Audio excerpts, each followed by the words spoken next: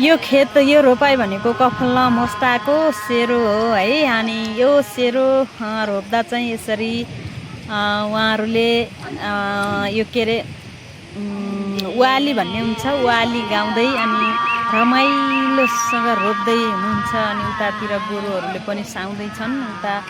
अनि सबै टिमले जे भए पनि रमाइलोसँग रोपेको छ है।